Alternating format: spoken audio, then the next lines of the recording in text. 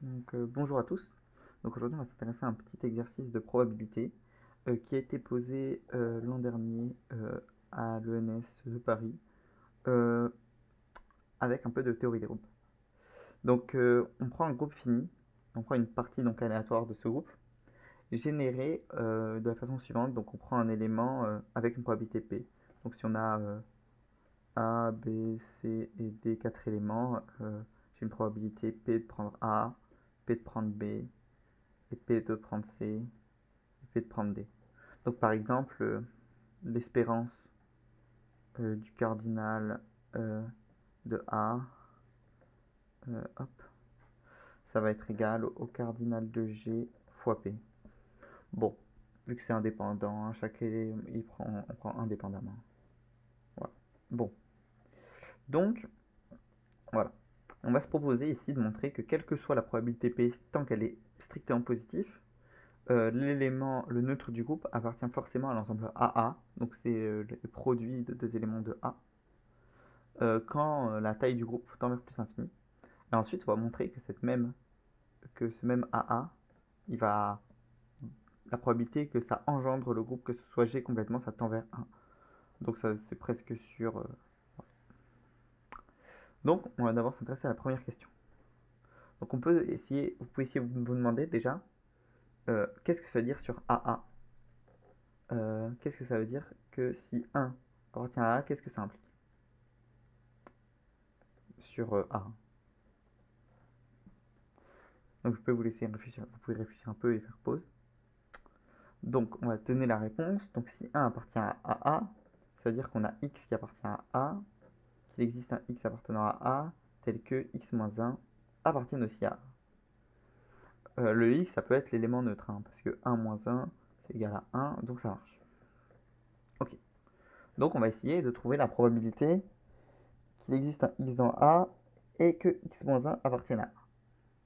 Donc, on peut donc considérer l'ensemble des ensembles d'inverses. Donc par exemple, on va considérer cet ensemble-là, hein, des x moins 1, x appartenant à G. Ok.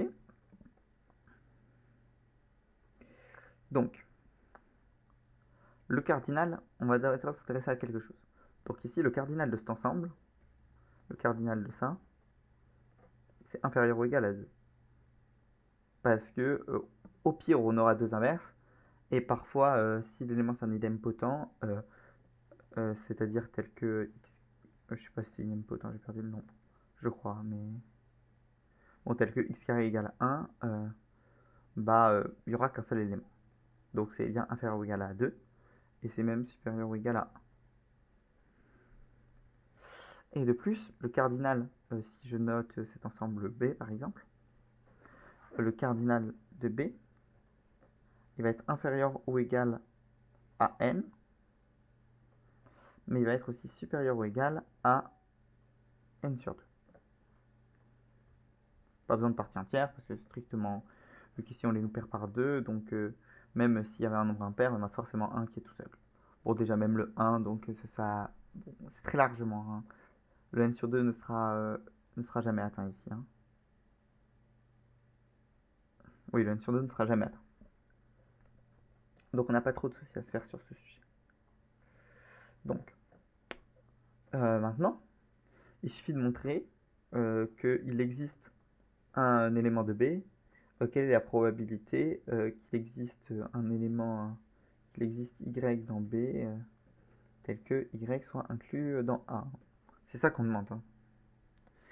Donc pour que si je prends un Y fixé, soit Y fixé, hein, soit Y fixé, la probabilité que Y soit inclus dans A, si Y est cardinal 1, ça va être P si cardinal de Y égale 1, et P carré si cardinal de Y égale 2.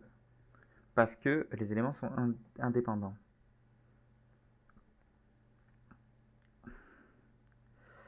Et donc ici, On va plutôt s'intéresser à la... C'est plus simple de le voir avec la probabilité du complémentaire. Donc la probabilité que 1 n'appartienne pas à A, bah, ça va être la probabilité que pour tout y dans B, virgule y ne soit pas inclus dans A, hein, tout simplement.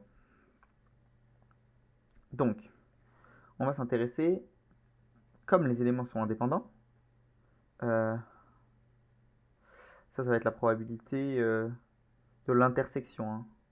Si pour tout, c'est la probabilité de l'intersection. Pour tout, ça se transforme en la probabilité d'intersection des y appartenant à B. Et donc, une intersection, on a dit que les y vont être indépendants facilement car deux y vont, que si on prend y1, y2 et qu'on fait y1 inter y2, c'est toujours égal à l'ensemble vide. Il n'y a pas un élément qui peut se trouver dans deux ensembles par unicité de l'inverse. On ne peut pas démontrer l'unicité de l'inverse ici. Hein. Donc ça va être le produit donc, des y appartenant à B, des B de y inclus dans A. Et donc ici, cette probabilité, qu'est-ce qu'on veut faire? Est-ce qu'on veut la majorer ou la minorer? Le but, c'est de montrer que cette probabilité tend vers 0. Donc on va juste la majorer par un truc qui va aussi tendre vers 0. Donc ici, la probabilité que y n'appartienne pas, ne soit pas inclus dans A, ça va être soit 1 moins P, soit 1 moins P carré. Donc on s'en fiche, on peut majorer. Et donc ça va être le plus petit. Ça, c'est inférieur à... Bon, ça c'est supérieur ou égal à 1 moins P carré. Hein, tout simplement. Donc, non, pardon. C'est inférieur, je dis n'importe quoi. Et donc ici, comme il n'y a que deux possibilités, hein, on avait dit, donc ça va être inférieur ou égal au produit des y appartenant à B, donc des 1 moins P carré. Et donc ici, ce qu'on veut faire, c'est que plus on prend de termes, plus ça va être petit. Hein.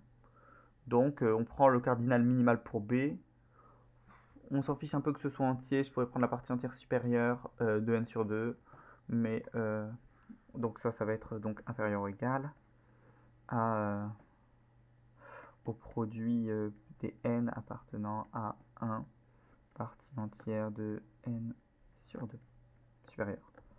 Bon, voilà, des 1 moins p carré. Hop. Donc ça c'est égal à 1 moins p carré puissance partie entière supérieure de n sur 2. Et ça, c'est inférieur ou égal à 1 moins p carré. On va enlever les parties entières, c'est chiant. Voilà. Et donc ici, très largement, c'est géométrique vu que p carré va être supérieur à 0. Donc 1 moins p carré va être strictement inférieur à 1. Et donc ça va très largement tendre vers 0 quand grand N va tendre vers plus infini. Donc ça c'est bon. Et maintenant, on peut s'intéresser donc à la deuxième question. Donc la deuxième question, on nous demande que ça fasse G, carrément. On peut se dire, c'est plus compliqué, beaucoup plus compliqué. Et en fait, on va voir que pas tant que ça, en fait, c'est même plutôt simple. Donc en fait, ce qu'il suffit de faire, c'est de montrer que tous les éléments appartiennent. Donc la probabilité que 1 appartienne à A, il faut aussi que que pour tout x appartenant à G, la probabilité que x appartienne à AA, ça tend vers 1. Très mal dit, je suis pas sûr qu'on puisse formaliser comme ça, mais bon, c'est juste pour comprendre. Hein. Donc ouais, je vais l'effacer avant. Hop. Et donc, ce qui se passe, c'est qu'il faut qu'ils tentent tous en même temps. Donc il faut juste que la probabilité que G appartienne à AA, ça va être supérieur ou égal. Non. La probabilité que G c'est différent de AA, pardon. Ça veut dire qu'il y en a au moins un qui est différent de 0. Et donc on peut compter les doublons, enfin juste sommer les probabilités, on va dire que c'est inférieur ou égal Oui, c'est inférieur ou égal à la somme des x appartenant à G des probabilités que x appartiennent à A. Ok. Et donc cette probabilité-là, on l'a déjà calculée ici, on l'a déjà majorée très brutalement ici, pour 1. Mais est-ce que c'est très différent pour les autres? Mais en fait non.